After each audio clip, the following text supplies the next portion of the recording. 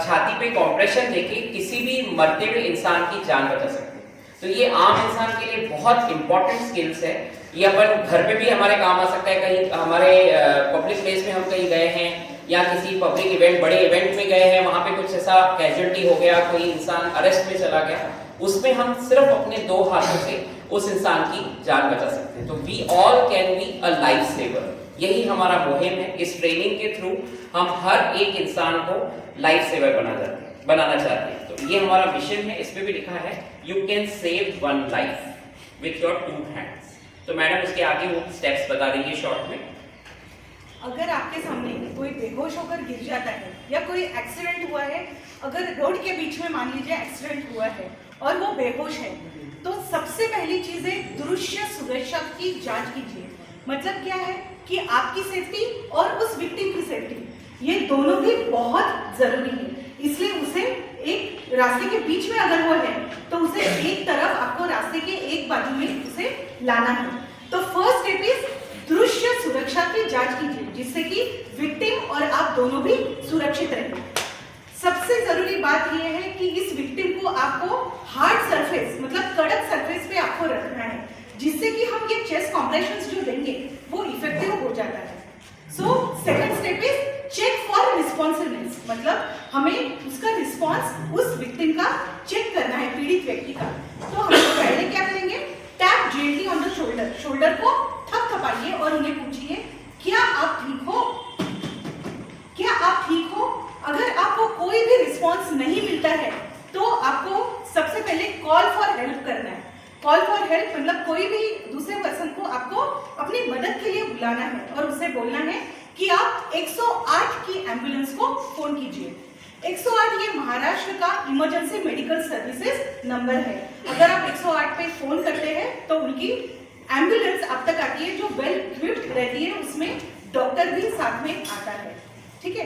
फिर तीसरी चीज ये है, अभी आपने उन्हें बोल दिया 108 की एम्बुलेंस को फोन कीजिए। मान लीजिए कि आप अकेले हैं, तो अब आप क्या करेंगे, आप अपने फोन पे ही 108 की एम्बुलेंस को नंबर डायल कीजिए और उसे लाउडस्पीकर मोड पे डाल दीजिए। और साइमल्टेनियसली आपको दोनों चीजें करनी है। अभी आपको देखना है कि इस व्यक्ति में क्या जीवन चिन्ह है, मतलब क्या वो सांस ले रहा है, क्या उसकी धड़कन चल रही है या नहीं चल रही है, ये आपको उसकी जीवन चिन्ह उस व्यक्ति में, उस पीड़ित व्यक्ति में देखने हैं। ठीक है। अगर आपको पता चला कि सांस भी नहीं चल रही है और उसकी कैरोटिड, ये जो पल्स रहती है यहाँ पे, ये यहाँ पे एक कैरोटिड हमारी सांस की नली के और ये गले की जो मसल है इसके बीच में एक नस रहती है जिसे हम बोलते हैं कैरोटिड आर्टरी। क्या वो कैरोटिड आर्टरी चल रही है, ये आपको देखनी है। अगर वो भी नहीं है तो समझ लीजिए इस व्यक्ति का हृदय रुक गया है।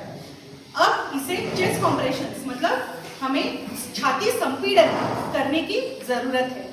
अब ये छाती संपीड़न हम कहाँ पर करेंगे, तो 2 निप्पल्स के बीच में, मतलब छाती के बीच में जो भाग है वहां पे हम छाती संपीड़न करेंगे। ठीक है। या फिर हम बोलते हैं 2 निप्पल्स के बीच में, या फिर ये जो स्टर्नम रहता है, बरगड़िया, उसका नीचे का जो भाग है, नीचे का एंड, उसके 2 उंगली ऊपर, ये हमारा टारगेट एरिया है जहां पे हम चेस्ट कॉम्प्रेशंस शुरू करेंगे। अब ये चेस्ट कॉम्प्रेशंस कैसे देने हैं, तो with the heel of your hand, हाथ के इस भाग से हमें देने हैं विद द फिंगर्स इंटरलॉक। आपको आपके दोनों भी हाथों को इस तरीके से इंटरलॉक करना है। ये देखिए सब आप अपने हाथ अभी थोड़े से सीधे कर लीजिए। जो लोग जिनके हाथ फ्री हैं वो आप ऐसे कर सकते हैं, तो आपका भी एक प्रैक्टिस हो जाएगा। ठीक है। तो ये जो है, हाँ, ये देखिए विद द एल्बो स्ट्रेट, ये जो है ये कोहनिया आपको सीधी ही रखनी है। ठीक है। ये जो पार्ट है ये कहा जाएगा विक्टिम के जो बीच वाला पार्ट मैंने बताया, 2 निप्पल के बीच में आपको ये देना है। आपको पूरे बाजू में ये हो जाना है। ठीक है। तो ये इस तरीके से आपको इसके ऊपर पूरा चढ़ के और पूरा स्ट्रेट ये होना चाहिए।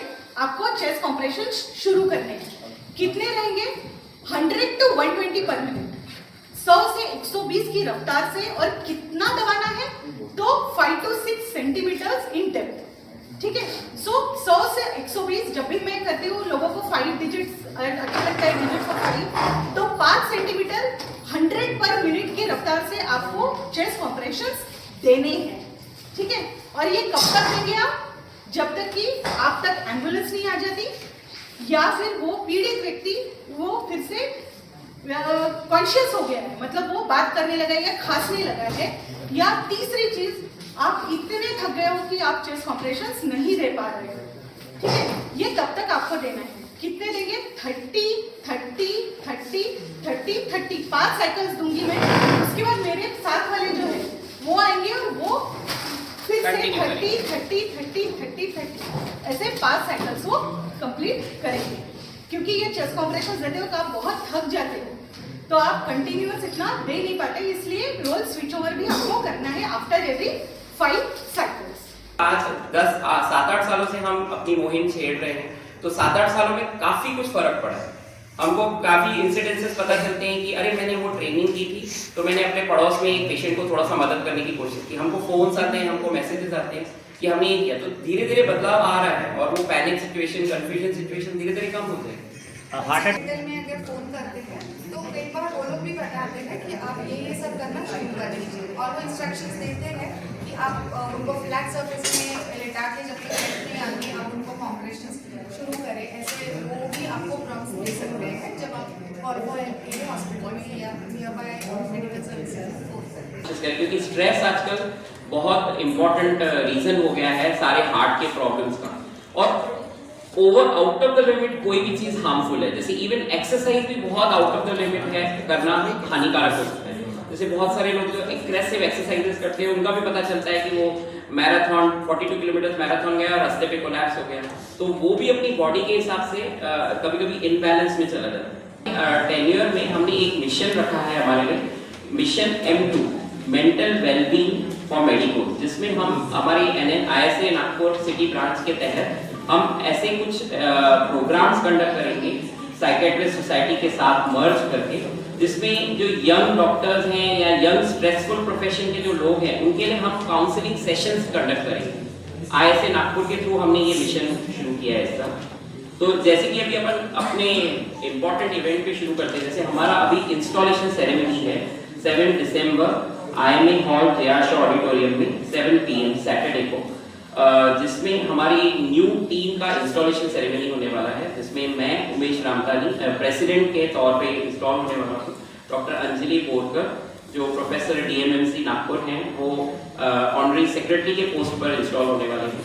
डॉक्टर सोनाली भगत जो एसोसिएट प्रोफेसर IGMC हैं वो ऑनरी ट्रेजरर के इस पे इंस्टॉल होने वाले हैं। और हमारी टीम के बाकी सदस्य हैं, जैसे डॉक्टर सचिन माकड़े हैं वो प्रेसिडेंट इलेक्ट रहेंगे, डॉक्टर विशाली अंकलवार हैं जो जॉइंट सेक्रेटरी रहेंगी, इमीडिएट पास प्रेसिडेंट डॉक्टर गौरी अरोड़ा रहेंगे, इमीडिएट पास सेक्रेटरी डॉक्टर दिलीप पासिक रहेंगे, और एग्जीक्यूटिव टीम रहेगी जिसमें स्पेशल एग्जीक्यूटिव मेंबर डॉक्टर किरण व्यवहारे रहेंगे, और 8 एग्जीक्यूटिव मेंबर्स की स्ट्रॉन्ग टीम है जिसमें डॉक्टर कीर्ति गुजरकर हैं, डॉक्टर श्वेता बुले हैं, डॉक्टर भुवनेश्वरी है, और बाकी के नाम वो आपको जो प्रेस नोट दिया है उसमें सारे नाम लिखे हुए हैं, वो हमारी पूरी एग्जीक्यूटिव टीम है।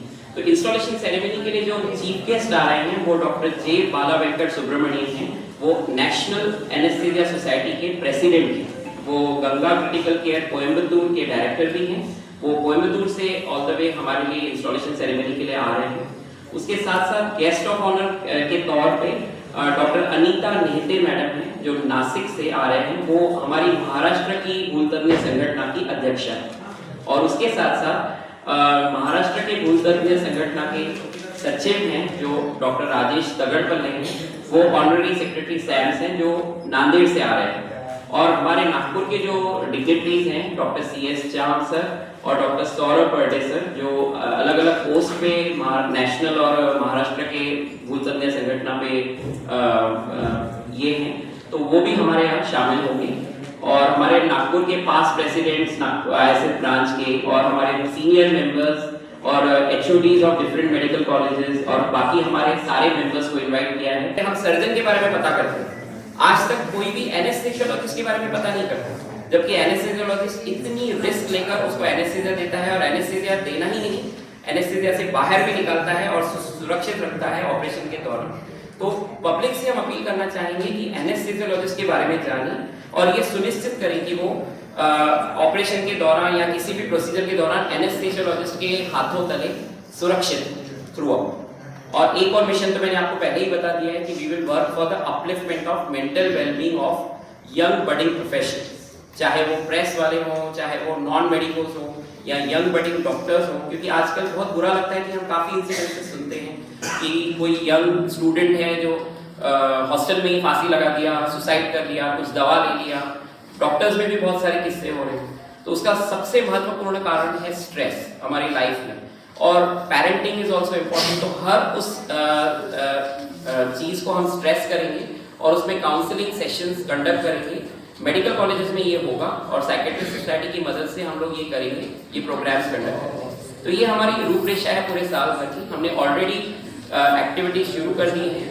साथों साथ हम COLS की ट्रेनिंग सारे पब्लिक प्लेसेस में, स्विमिंग पूल्स में, जिम्स में, स्कूल्स में, कॉलेजेस में कंडक्ट करते रहेंगे। अलॉन्ग विद अदर ऑर्गेनाइजेशंस भी हम ये एक्टिविटीज कंडक्ट करेंगे, ताकि हमारा जो मिशन है, जो ओरिजिनल मिशन है कि every citizen should be a life saver, वो पूरा हो सके।